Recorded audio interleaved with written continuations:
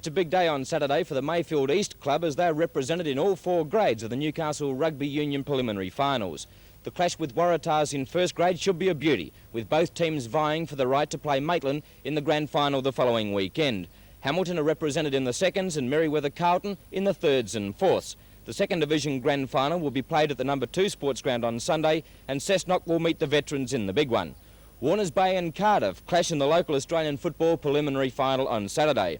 Warners Bay was soundly beaten by Premiership favourites Western Suburbs last weekend, while Cardiff scored an impressive victory over Newcastle City in the elimination final. The Bay have a woeful finals record over the past couple of seasons, while Cardiff, under the guidance of Mal Rutherford, have hit their straps at the right time. The main game gets underway at the number 1 sports ground at 2 p.m. On Sunday at Mount Penang, the Central Coast Australian football grand finals will take place, with Killarney Vale and Gosford, Wyoming clashing in all grades. It's also semi-final time in northern New South Wales soccer, and the fixtures set down are as follows, with all matches at the Macquarie Fields on Sunday. At 1 o'clock, Adamstown play West Wallsend in the minor semi, with the loser to drop out, and then at 3 o'clock, the Central Coast Association do battle with Western, the winner to go straight into the grand final. And we do wish all the teams that are competing in the finals the very, very best of luck.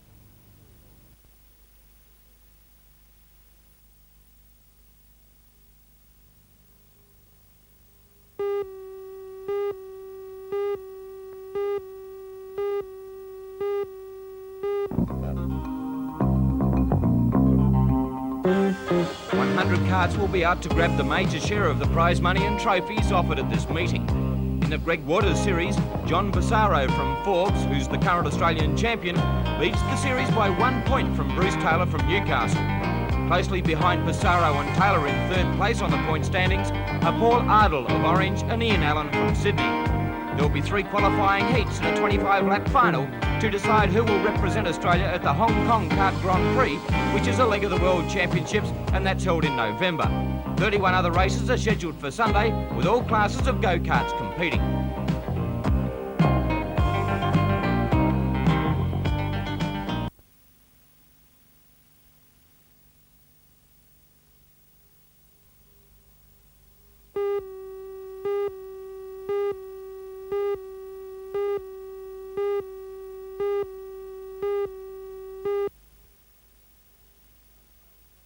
New South Wales top barefooters will be attending the weekend tournament.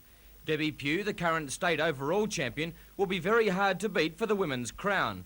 Debbie won the slalom and the tricks event at the World Championships last November, but was beaten for the overall title by her arch-rival Kim Lampard of Sydney. These 2 outstanding women barefooters will renew their battle this weekend as Kim is nominated for the contest. The men's event seems pretty clear-cut, with Peter Wellham standing alone in the overall technique, and he should be far too strong for his rivals. Skiing gets underway at Clarencetown at 12:30 on Saturday and 9 a.m. on Sunday.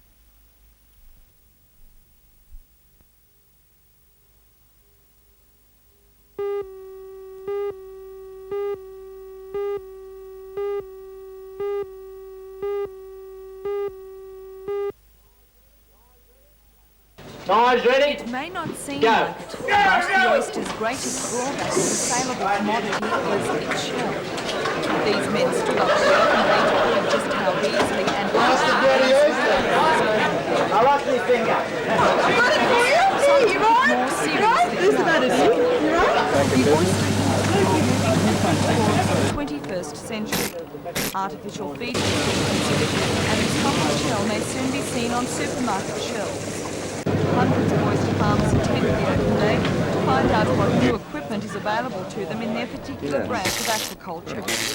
Since the outbreak of gastroenteritis in Sydney in 1978, oyster farmers have been preoccupied with quality control, and as consumers, they are demanding new filtration systems and new tanks. But the New South Wales government also wants to lend a hand. The Director General of Agriculture, Mr. George Knowles, explains. Well, first of all, we're going to intensify the research being carried out here at the Brackish Waters Research Station. From the results achieved to date, we would suggest that there is every possibility that the government or the government ought to be moving into the field of producing spat commercially in conjunction with private enterprise. We don't believe that it should be the monopoly of anyone. We believe that we should work in concert. The research here is without peer in the world, and we intend to utilise the results from that research.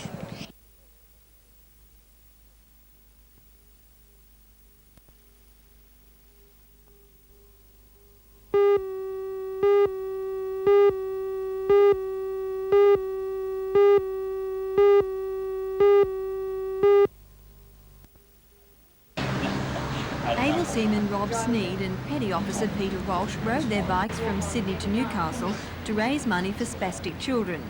And contrary to expectation, the two finished the distance relatively unscathed.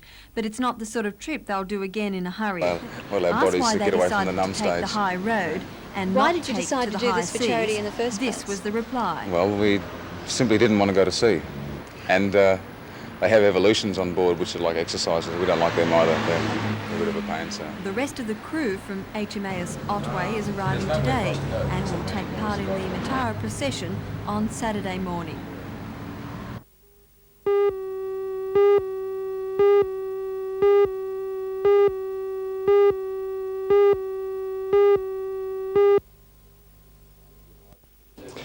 This year, Mike, it's its 7th year, as you're fully aware. The All-Star Series, it's fully sponsored this year by the Shark Corporation, and I think with the teams that we've had, this year will be a lot stronger than we've had in the past. Tell us some of the teams that will be competing. This year we've got Far North Coast, which of course has won it 2 years. We've got the Hastings area from Port Macquarie coming, which are a very, very strong side.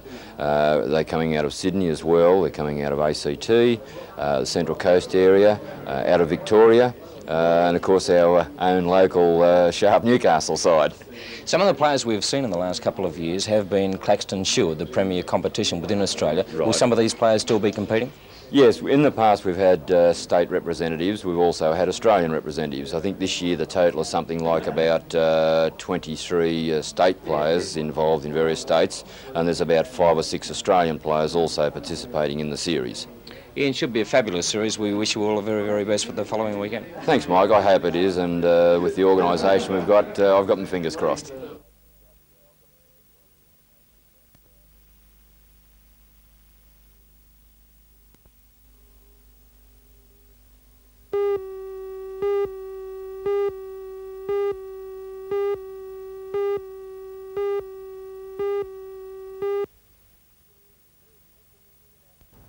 Good evening. This is the International Sports Centre at Broadmeadow, and not a soul here at the moment bar Lance Jackerman and his crew, who are getting the ground ready for Sunday's NBN Grand Final. But on Sunday, I think 15,000 screaming fans will pack this ground to see Maitland, the minor premiers, play Cessnock. And of course the Caulfields teams will pack them in here. Maitland led by Robert Finch, and Finchy's trying to do it 10 years apart. He was a member of the 1973 Grand Final side, coached by Terry Panowitz. That's the last time Maitland won it. Cessnock last won it in 1977 under the coaching of Henry Tartner, and he's been involved in this preparation too with captain coach Neil Pringle. Both sides are pretty confident of a good result. Maitland's Robert Finch. A 17-year-old in 1973 when Pano coached you, and you won the title that year. Yeah, that's right. It was a pretty good side that year, and hopefully we can continue it this year. How are the boys at the moment? Pretty nervous, actually. We're training in tonight. We've trained twice already this week. They're pretty nervous, but that's only to be expected. Are the nerves brought on by the lack of football in the last couple of weeks? You've played, what, 1 game in 3 weeks? I don't think it's from the lack of football. I just think it's a lot of them haven't played in this sort of big match stuff before, and obviously they're a bit nervy. Exactly. Do you have a most feared rival in the Cessnock side? Is someone that you're going to look out for? No, you know, obviously there are danger men, but I'm a firm believer in not sort of singling any one player out, because usually the bloke outside of him is starting to create a bit of trouble. Robert, you've heard me say during the season I wasn't sure if Maitland knew how to win, and I think you're a little bit concerned about that at times. Yeah, over the past couple of years the situation has been that they haven't strung any together.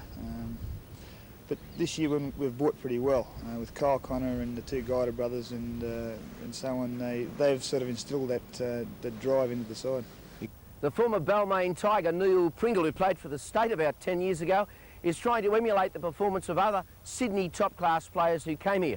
Peter Diamond, Johnny Raper, and of course Henry Tartner came to the Newcastle area and coached championship sides in their first year. Neil Pringle's pretty confident.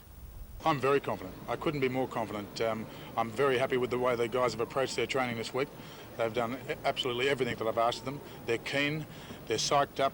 Henry Tartan has done an absolutely magnificent job with the boys this week, helping me get them prepared. We looked at videos, we've looked at motivational films, and it's all systems go now. We've got one wind-up session tonight, and we'll take it from there. League manager Graham Hards has a full and interesting program lined up for grand final day, starting at 10:15 a.m. with the gates open about an hour before that. In the under-16s, East Maitland play Western Suburbs. Then at 11:25, the under-23 grand final. Lakes, coached by Glennie Logue, who won a title with South Newcastle in 1976, and Craig Windle's Macquarie United. At 1 p.m, the reserve grade, Cessnock, coached by Colin Bradley, play Tony Shields' Lakes United. Then a display by the Adamstown RSL marching team, and back into the second half of reserve grade. Then a big parade led by the Koala Band, readying themselves to go over and march in that Rose Bowl parade in Pasadena in America on January 1. A magnificent display, 150-strong band, the pride of Newcastle. Then mass cheer squads, parades, and then of course the first grade grand final. Maitland playing Cessnock. Promises to be a great one on Sunday. Join the 15,000 crowd that I reckon will be here. See you Sunday.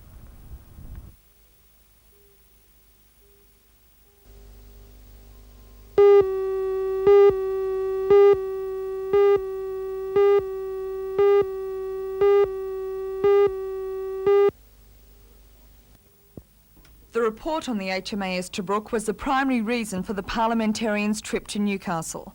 The Tobruk, an amphibious transport ship, is considered a prototype. Construction began at Carrington Slipways in 1978 and took some 3 years to build. Because of the uniqueness of the project, the shipbuilders experienced some teething problems. It was heavier than first expected, and it is also the first naval ship to have an inbuilt sewerage system.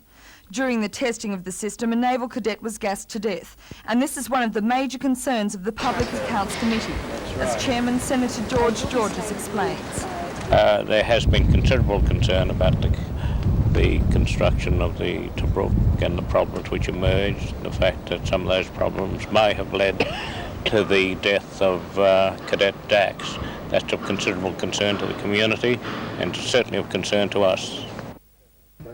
The Managing Director of Carrington Slipways, Mr John Laverick, says he was very pleased with the inspection and talks with the committee. He claims many facts outlined in the list of events relating to Carrington Slipways have been misconstrued.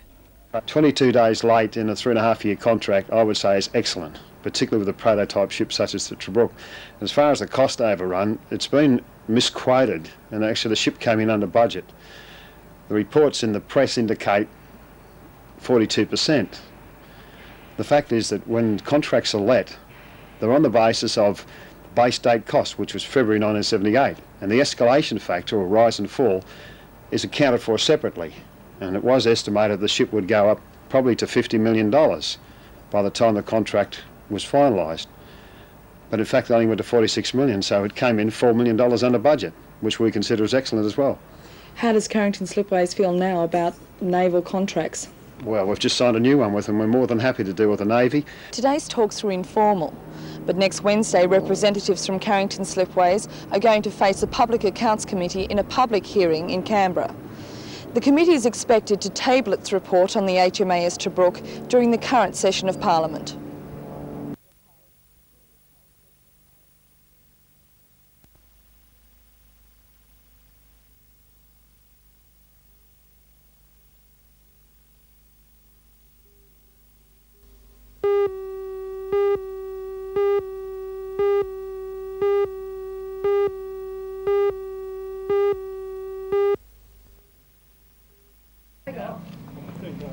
The 21-kilometre half marathon billed Health 83 has been organised by the Coorambong Fun Run Committee. Runners from the Avondale College took the opportunity today to practice for the event. Next Sunday, they will be up against some of the best in New South Wales.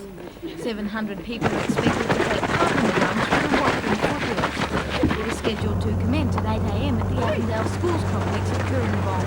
On the same day, a 3-kilometre mini-run will be held for children and those not so fit. All proceeds from the day will be donated to the Heart Foundation.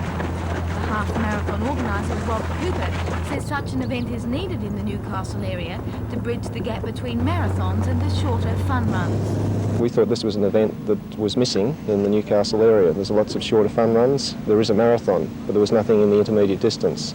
So we were anxious to get a longer run.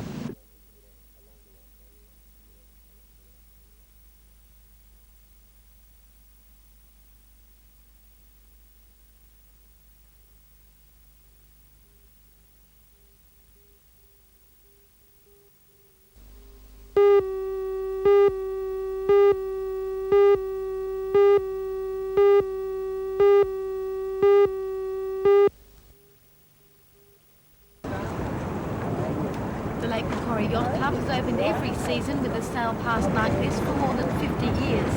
Today, about 30 yachts and cruisers took part. The crew of each was saluted by yacht club officials, while the craft was blessed by Father John Sutherland from the Belmont Church of England parish. Today's weather wasn't quite ideal for the ceremony. There was a good strong breeze, but the lake was choppy and uninviting. The sailing season will continue throughout the warmer months, concluding at the end of May, just before the onset of winter.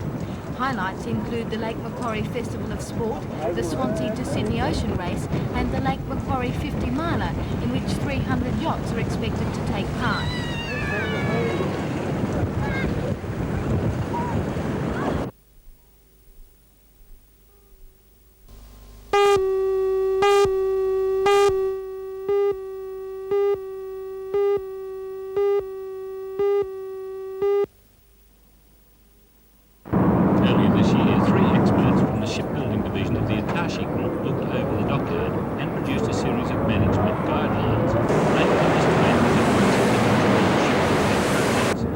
According to the Yard's Marine Division manager, those suggestions are now proving worthwhile, and the Yard's Ship Repair Division is gaining a reputation for giving value for money.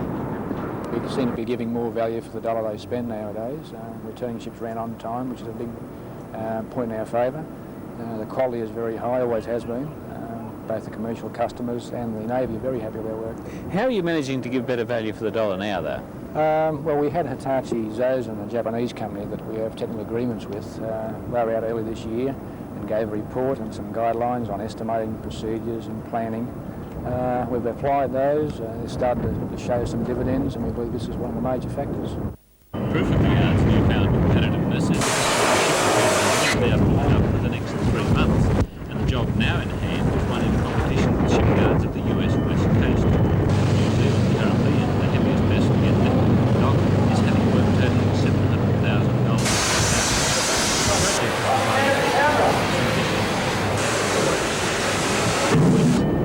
As well as general cleaning and painting, repairs are being carried out to the ship's hull and its engine room, which was damaged by a fire.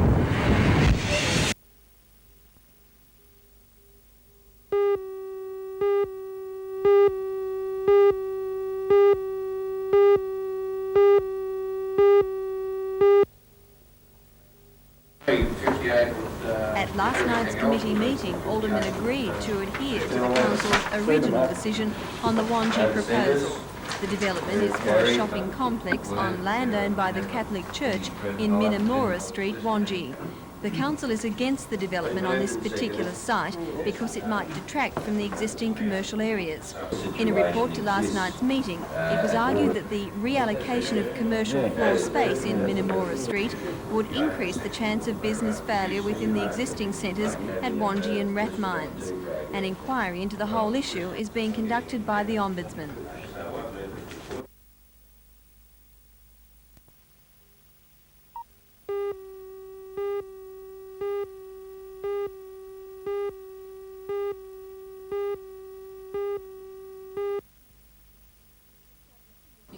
The Travelling Film Festival has been coming to Newcastle for the past 9 years. Its purpose is to give people in regional centres the opportunity to see quality foreign films not screened commercially. This year's festival includes films from India, Russia, Hungary, Spain and Brazil, as well as the acclaimed American production Liquid Sky. The Travelling Festival coordinator, Miss Victoria Bryan, says this year's selection will appeal to a variety of tastes.